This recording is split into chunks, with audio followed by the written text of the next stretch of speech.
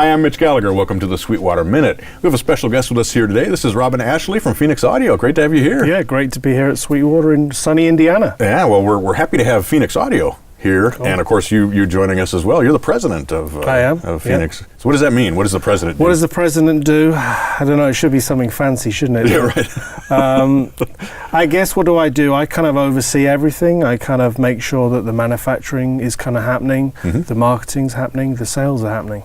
Right. So kind of coordinating all those kind of things. I mean, we're only a relatively small company, so there's not hundreds and thousands of employees where I sit in a big office, but just making all those kind of things happen on time, really. Right.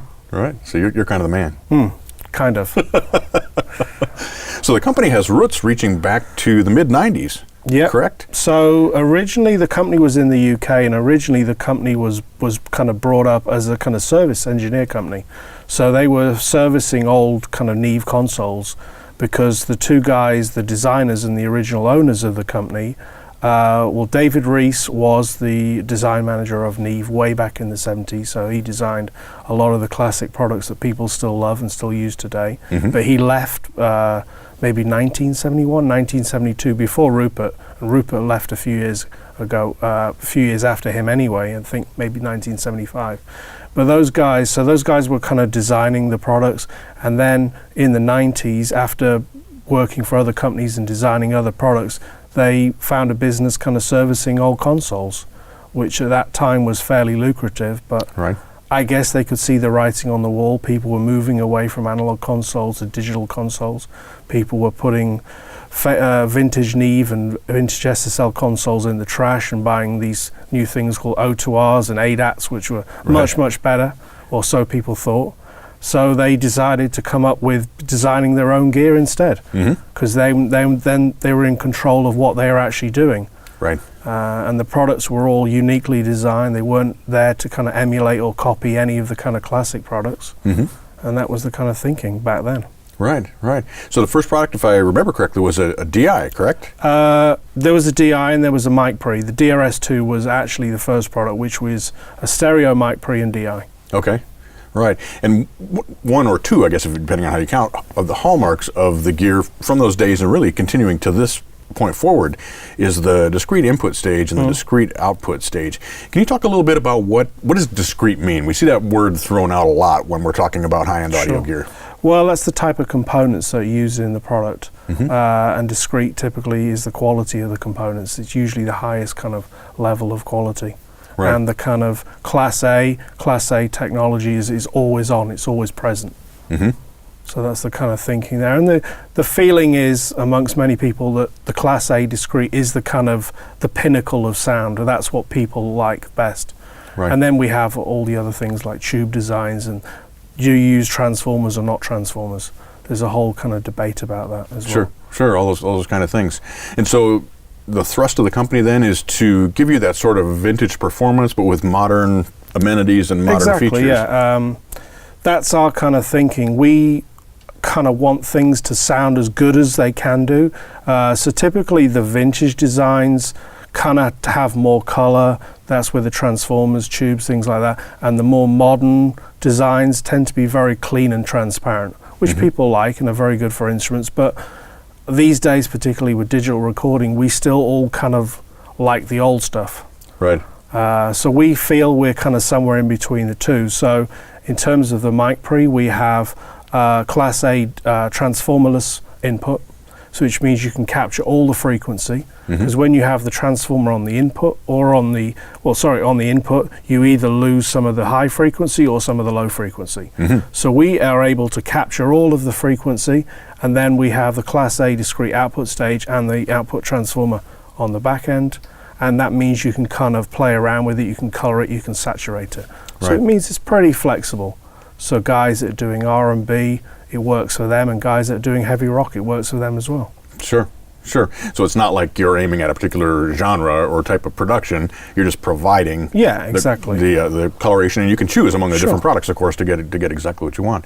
Now, the company has moved obviously beyond just mic preamps. Tell us about some of the other types of products that you make. Well, so the summing mixers, these guys, the nicerizers, we were one of the first kind of companies to kind of start making those, and At that sort of time, people loved the kind of vintage consoles, but everyone was moving from large studios to bedrooms or small spaces, and there was a kind of, I guess, a desire to have something that's small and rackable, but to have something of the quality again. So that was kind of where the sewing mixer kind of came from.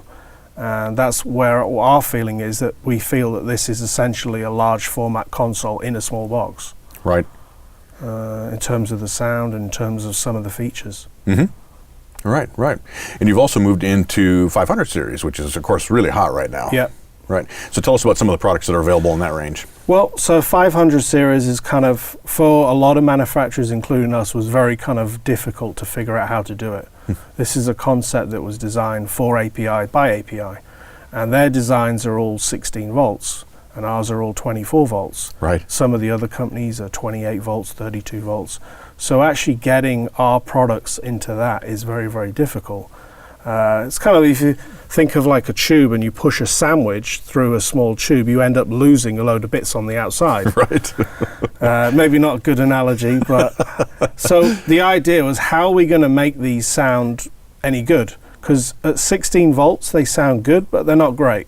And that's, I think, a problem a lot of manufacturers have had, is that they kind of say to their customers, well, this is a kind of a feeling or an essence of the 19-inch format. So people know that there's a kind of almost a sonic sacrifice there. So the 19-inch is better than the API format. And that's not something we really wanted to do. We wanted to make sure that our 500 series sound as good as the other ones. Sure. So in our mono preamp, in our 8-channel preamp, in our 500 series preamp, it sounds exactly the same. And how we were able to do that was we basically built a special power supply into that unit. So basically that takes the 16 volt rails and then steps it up to 24 volts. And then that means it then sounds as it should do. Okay. So when you say you built the power supply into the unit, you mean in the actual 500 series module, not in the rack chassis? Yeah, it's built into the actual physical unit, so it means it works in any sort of rack. It doesn't cause any issues in the rack. And the other issue we had was, at that time, it was API, it was called the VPR format, which I think has kind of morphed out a little bit, but they were very strict on what would work and what wouldn't work in their format. And at that time, the current milliamps was pretty low. It's like 120, 130 milliamps. So again, it was a way of making sure it works in the racks, because again, some of the manufacturers, they have these modules which are very, very power hungry. And you put it in your rack and suddenly all the other modules don't work, and you're thinking, what's going on here? Or it's very noisy. So what we wanted to do was to basically, if you're going to use that format and have the kind of the power and the flexibility of the API format, you want your modules to work in everyone's rack, even the guy that had one 10, 15 years ago. Not sort of saying to someone, well, it works in this rack but not that rack, and you have to buy a new rack, and you're kind of losing what the flexibility of the whole kind of format is. Right. So that was our feeling as well, which those two issues were not easy to kind of come over straight away. Sure, but you feel you've accomplished that. Yeah, exactly. As you said, you've got the exact same audio quality, whether you're in 500 series on the preamp in the racks. So that's quite an accomplishment. It was pretty good at the time. Yeah, that's awesome. So what's happening now? What's coming up? Can you give us any hints on new products? Sure. We have a new mic pre series which we just launched, I think maybe about a month ago, and it's called the Ascent series. And it's a kind of evolution, improvement on some of the previous products, the DRS-1, the DRS-2, which was our original mic pre, the DRS-Q4M Mark II, which is a mono half-rack mic pre EQ, and a stereo mic pre EQ called the DRS-Q4. So we now have the Ascent 1, the Ascent 2, the Ascent 1 EQ, and the Ascent 2 EQ. So a little bit more, maybe easier to kind of understand what the product is and what it does. And the improvements we've made on that, we've put a new power supply in there, and that's always a good thing. It means you lower the noise, which is always good, and kind of a more powerful power supply can help the voltage, the transients of the unit, so it should sound a little bit better. Right. We improved all the switches, new higher quality switches, step pots. We're pretty passionate about step pots, because I know when you go to a trade show, customers always go, oh, step pots, yeah, nice. Right. Everyone loves those these days, especially for recall. Sure. Again, people growing up in the digital domain all love plugins and their easy accessibility and their recall. And when it comes to analog gear, that's an issue that a lot of people say is, how do I recall in a session? Right. So step pots do make a big difference. And then on the Ascent 1 and 2, we have a new variable filter, which is pretty cool to play around with, which is 70 through to 400. So it's nice for kind of shaping sounds. And then on the Ascent 1 EQ and the Ascent 2 EQ, a new EQ circuit. And we've added something called Sheen, which is essentially a 25K boost, Nice. which is really cool for vocals. Yeah.